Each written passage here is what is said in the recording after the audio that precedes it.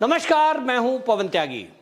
आप मेरे पीछे देख रहे हैं कि अरविंदर सिंह लवली जो कि दिल्ली के प्रदेश अध्यक्ष थे, वो भारतीय जनता पार्टी ज्वाइन कर रहे हैं। ये असल में होना ही था, क्योंकि कांग्रेस के अंदर इस समय एक खलबली है, और वो खलबली इसलिए है कि कांग्रेस में एक के बजाय ऐसे कई गुट बन गए हैं जो अलग अलग अपना एक गुट बनाकर अपनी पावर दिखाने की कोशिश में है। जैसे कि महाराष्ट्र के कांग्रेस के नेता रहे हैं, आजकल तो अब उन्होंने शिवसेना ज्वाइन कर ली है।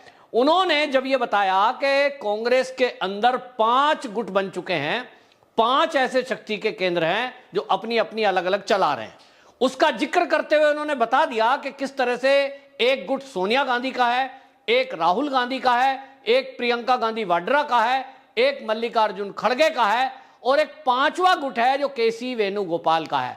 ऐसे 5 गुट हैं। तो सोचिए कि अगर कोई एक पार्टी में 5 नेता अपने अपने गुट को बनाने की कोशिश करेंगे, ऐसा समझ लीजिए कि कोई एक गाड़ी है और उसमें 5 रस्सियां बांधकर 5 दिशा में कोई खींचने की कोशिश कर रहा हो, तो उस गाड़ी का अंजाम क्या होगा? अल्टीमेटली ताकत ज्यादा लगेगी, जिधर को उधर टूट ही जाना है। और यही अब होने वाला है।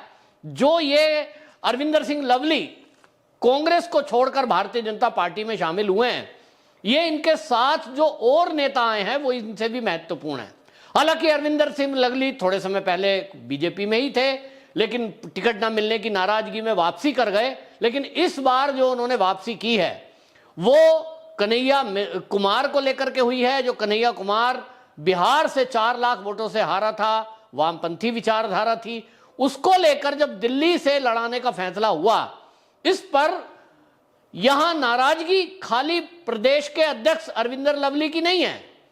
जितने भी कांग्रेस के कार्यकर्ता हैं उनका कहना यह है कि हमारी पसंद का कोई भी व्यक्ति जो दिल्ली में राजनीति कर रहा है, अगर उसको उतारा जाता तो फिर ठीक है। ऐसा कोई आदमी जो वामपंथी विचारधारा का हो, टुकड़े टुकड़े गैंग का हो, जिसके ऊपर इस तरह के आरोप लगे हों कि वो देश विरोधी एक्टिविटी में एक्टिव रहा हो, ऐसे व्यक्ति को उतार के आप पहले से ही घोषित कर देना चाहते हैं कि ये सीट तो अब जीतनी नहीं है।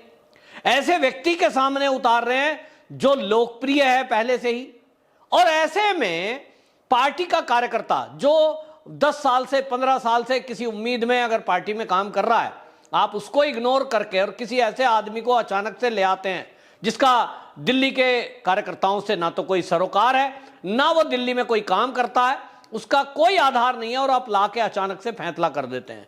और इसके कारण विरोध हुआ। आपको बता दूं कि जो ये अरविंदर सिंह लवली के साथ और लोग आए हैं, इसमें पूर्व एमएलए राजकुमार चौहान, नसीब सिंह, नीरज बसोया और यूथ कांग्रेस के अध्यक्ष अमित मलिक, ये अपने आप में एक यूथ कांग्रेस का अध्यक्ष रहे हैं। तो समझ लीजिए कि दिल्ली का जो यूथ है उससे पूरी इनकी ट्विनिंग है, इनके साथ वो ताकत है। अब वो ताकत सारी की सारी ट्रांसफर हो जाएगी, और ये एक बड़ी बात है। यानी लगभग कांग्रेस का दिल्ली में सफाया होने जा रहा है। 2 बड़े नेता अभी इसमें बचे हैं, एक संदीप दीक्षित और एक अजय माकन। देर सवेर ये भी कांग्रेस छोड़ेंगे। लेकिन अब जो खबरें आई है वो तो ये थी कि ये चुनाव निपट जाए, इसके बाद पार्टी में 2 फाड़ होने हैं, पार्टी के 2 टुकड़े होने हैं, ये भी चर्चा में है। क्योंकि जो 2 गुट बड़े दिखाई दे रहे हैं, जैसा मैंने कहा 5 गुट बन चुके हैं अगर संजय निरुपम की माने, तो इसमें ये तो तय ही है कि 2 टुकड़े तो बड़े बड़े होने ही हैं। एक वो जो प्रियंका गांधी वाड्रा को नेता मानते हैं और उनको आगे बढ़ाना चाहते हैं, लेकिन आप देखें कि प्रियंका गांधी वाड्रा को किसी भी लोकसभा चुनाव से मतलब क्षेत्र में उसको टिकट भी नहीं दिया गया। आप सोचें कि कांग्रेस में गांधी परिवार ही सब कुछ है, लेकिन उस गांधी परिवार में भी एक प्रियंका है तो एक राहुल है। लेकिन राहुल गांधी के हर जगह मस्करे भाषण और जो जिस तरह गैर जिम्मेदारान वो बात करता है, उसके आधार पर पूरे देश ही नहीं पूरी दुनिया में राहुल गांधी को लेकर लोग हंसते हैं। कोई क्या कहता है, कोई क्या कहता है, मैं तो ऐसा सब बोल नहीं सकता, लोग मंदबुद्धि कह देते हैं, कोई कुछ कह देता है, भाई ऐसा तो नहीं कहना चाहिए, वो एक सांसद है, लेकिन लोग कहते हैं। वहीं प्रियंका गांधी वाड्रा में थोड़ी उम्मीद देखी जाती है। प्रियंका गांधी वाड्रा कुछ भी करो, लेकिन आज तक वो एक तो चुनाव नहीं हारी, दूसरी बात यह है कि उसका फॉलोइंग ज्यादा है, फैन फॉलोइंग ज्यादा है। महिला है, बोलती अच्छा है, कम से कम राहुल गांधी जैसे उलझुल बातें तो नहीं बोलती। तो दो गुट बड़े बड़े होने वाले हैं। अब इसमें आप देखें कि अभी जो कांग्रेस में खड़बड़ी मची है उसी में अब आप कहेंगे कि ये कहेंगे लोकतंत्र की हत्या की जा रही है। लेकिन इसी बीच ओडिशा से खबर आ गई, ओडिशा के पुरी से, जहां से संबित पात्रा जो प्रवक्ता थे भाजपा के, वो चुनाव मैदान में है। उस ओडिशा में आप देखिए कि उपचुनाव भी है वहां पर, और वहां उसमें जो ओडिशा से कांग्रेस की प्रत्याशी है उन्होंने ये कहकर चुनाव लड़ने से मना कर दिया कि मेरे पास ना तो चुनाव लड़ने का फंड है और ना पार्टी मुझे फंड दे रही है। चंदा मांगने के लिए उन्होंने अपना सोशल मीडिया पर क्यूआर कोड भी स्कैनर क्यूआर कोड वगैरह भेजा था, लेकिन वो कहती हैं कि मुझे कोई चंदा नहीं दे रहा है। ओडिशा में कांग्रेस को चंदा नहीं मिल रहा है, ये ओडिशा की बात नहीं है, पूरे देश के अंदर यही हालात है। और आपको मैं बताऊं एक राजनीतिक विश्लेषक के तौर पर, कांग्रेस 2024 में अपने जीवन काल का, यानी जब से कांग्रेस बनी है आजादी के पहले से और अब तक, रिकॉर्ड है लगभग इस 100 साल में सबसे बुरी स्थिति में आज वो गुजर रही है। और इसका कारण क्या है? कारण यह है कि जितने भी कांग्रेस के अंदर फैसले लिए जा रहे हैं वो राहुल गांधी ले रहा है। राहुल गांधी किसी की सुनता नहीं है, और उसका जो गुट है, उसके जो सलाहकार हैं, बस उसके अंदर वामपंथी लोग विचारधारा के बैठे हैं, उन्होंने कैप्चर किया हुआ है, राहुल गांधी को वो पसंद आ रहा है। अब उसके कारण जो एक कांग्रेसी है पुराना, जो कांग्रेस की विचारधारा थी, वो विचारधारा तो कहीं खत्म हो गई, वामपंथी विचारधारा हावी हो गई। आज की डेट में अरविंदर सिंह लवली ने जब बीजेपी ज्वाइन की तो उसने क्या कहा? उसने कहा कि हमारी कांग्रेस जो थी, कांग्रेस आई यानी इंदिरा गांधी, वो इंदिरा गांधी कहती थी कि मेरा खून का कतरा कतरा देश के लिए है। लेकिन वो कह रहे हैं आज की कांग्रेस इस खून का कतरा कतरा देश के लिए हो, इसको छोड़कर आज टुकड़े टुकड़े पर आ गई है, जो देश के टुकड़े टुकड़े करना चाहते हैं उनके साथ आ गई है। यह एक बहुत बड़ा बयान है एक प्रदेश अध्यक्ष का। और इसके बारे में वो ये भी नहीं कह सकते कि साहब ये जो है अरविंदर तो बेकार था जी, एक छोटा सा कार्यकर्ता था। एक प्रदेश का अध्यक्ष, और आप सोचिए कि प्रदेश अध्यक्ष भी ऐसे वैसे नहीं है, वो जो है हालत ये है उनकी कि 5 चुनाव जीते, 17 साल विधायक रहे, जवानी से, यानी यूथ जब था, यूथ कांग्रेस से लेकर शुरुआत करी हो किसी ने जीवन की राजनीति कैरियर की, अपना जवानी से लेकर के, और आज उनका कैरियर पूरी तरह जब कांग्रेस में चरम पर होना था उन्होंने वो जगह छोड़ी है। इस बात को वही समझ सकता है कि जो किसी संगठन में 25-30 साल काम कर चुका हो और उसे वो बनी हुई जमीन छोड़नी पड़े। सबसे ज्यादा जोर पड़ता है क्योंकि अरविंदर सिंह लवली को वो जगह तो नहीं मिलेगी जो कांग्रेस में थी। उनको प्रदेश अध्यक्ष आज ऐसे नहीं बनाया जा सकता, जो पावर्स हैं। लेकिन अब चुनावी माहौल है, इधर उधर लोग घूम रहे हैं, लेकिन भारतीय जनता पार्टी को अरविंदर सिंह लवली का लाभ जरूर मिलेगा। एक तो दिल्ली में ही मिलने वाला है, इसके अलावा पंजाब में अब लहर बदल रही है।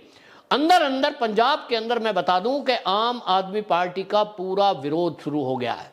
मेरे कुछ मित्र पंजाब के अलग अलग शहरों में रहते हैं, कुछ पत्रकार मित्र हैं, उन्होंने इतना बताया है कि आज की डेट में वहां कोई आम आदमी पार्टी का कार्यकर्ता चला जाए, पैसे देकर, पैसे बांटकर भीड़ जरूर इकट्ठी कर लेते हैं, लेकिन उनको वहां कोई सुनना पसंद नहीं करता।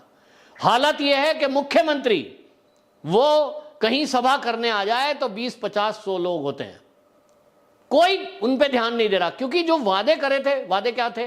अरविंद केजरीवाल पंजाब में खड़े होकर ये कहते थे कि जिस दिन हमारी सरकार पंजाब में बनेगी हम 3 महीने में यहां से नशा खत्म कर देंगे। 3 महीने में नशाखोरी खत्म करने का वादा किया तो जो पंजाब उड़ता पंजाब था, पंजाब के लोगों को लगा कि चलिए कांग्रेस ने तो कुछ किया नहीं, अकाली दल ने तो कुछ किया नहीं, और ये एक नई पार्टी आई है जो वादा कर रही है कि पंजाब से नशाखोरी खत्म कर देगी, इनको एक मौका देते हैं। मौका दिया, ट्राई की, तो हुआ यह है कि जो ड्रग गांव में नहीं चलन था वो गांव गांव में ड्रग फैल गई। हालात ये हैं कि आज गांवों के अंदर खुलेआम ड्रग बिक्री है, ऐसा लोग कह रहे हैं। और ये इसके लिए जिम्मेदार कौन है? तो भगवंत मान है। भगवंत मान के चलते ये जैसा दिल्ली में एक रखा गया, फ्री बिजली, फ्री पानी और मोहल्ला क्लिनिकों की हालत यह है कि वहां दवाइयां नहीं है, टेस्ट नहीं हो रहे हैं, बस हाँ बिल्डिंग बड़ी अच्छी खड़ी कर दी है। कुल मिलाकर के भ्रष्टाचार का एक नमूना दिखाई दे रहा है। दूसरी तरफ भगवंत मान पंजाब छोड़ करके पूरे भारत में बस उनका एक काम रह गया, अभी तो केजरीवाल जेल में है। अगर ये केजरीवाल जेल के बाहर होते तो हमने देखा है कि जहां भी चुनाव है वो केजरीवाल को बस सवारी कराने का काम करते हैं। सरकार के खर्चे का, पंजाब के पैसे का, पंजाबियों के पैसे का हेलीकॉप्टर और चार्टर्ड प्लेन, और उसमें मौज कर रहे हैं अरविंद केजरीवाल जो अपने को आम आदमी कहते हैं। पंजाब के लोग भी इससे दुखी हैं और इसीलिए आम आदमी पार्टी और कांग्रेस का जो समझौता हुआ, इससे भी कांग्रेस के कार्यकर्ता पंजाब के भी असहज हैं, दिल्ली में भी असहज हैं और पूरे भारत में लगभग यही स्थिति है। तो कांग्रेस में दो टुकड़े होना तय है और इस तरह से अब भारतीय जनता पार्टी को इसका लाभ मिलता हुआ दिख रहा है। यह बात और है कि जो कांग्रेसी वोटर है और जो बीजेपी को भी वोट नहीं करेगा, उसका लाभ बीजेपी के बजाय अब वो आम आदमी पार्टी को वोट करेगा, वो आम आदमी पार्टी ज्वाइन करेंगे। तो इसका जो फायदा मिल रहा है सीधा सीधा बीजेपी को और आम आदमी पार्टी को मिलता दिखाई दे रहा है। कांग्रेस खत्म होने के कगार पर है। 24 का रिजल्ट जिस दिन आएगा, मोदी तीसरी बार प्रधानमंत्री पद की शपथ ले लेंगे। बची कुची जो कांग्रेस है आप देखेंगे, अगले 3 महीने का मोदी जी कहते हैं ना, मैंने 30 दिन का प्लान बना के रखा है। वो तो देश के विकास की बात कर रहे हैं, लेकिन मोदी के प्रधानमंत्री बनने के बाद तीसरी बार ये 3 महीने के अंदर अंदर कांग्रेस टुकड़े टुकड़े हो जानी है, क्योंकि टुकड़े टुकड़े करने वालों के लोगों के साथ है तो वो देश के टुकड़े तो नहीं कर पाएंगे, क्योंकि मोदी और अमित शाह हैं केंद्र में, उनके रहते देश के टुकड़े तो कोई सोच क्या बोल भी नहीं सकता है सोशल मीडिया पे, आजकल तो कानून ऐसा है। लेकिन कांग्रेस के टुकड़े टुकड़े जरूर ये लोग कर देंगे जो कांग्रेस में पूरी तरह हावी हैं, पूरी तरह कैप्चर उन्होंने किया हुआ है और राहुल गांधी के सलाहकार हैं। वंदे मातरम।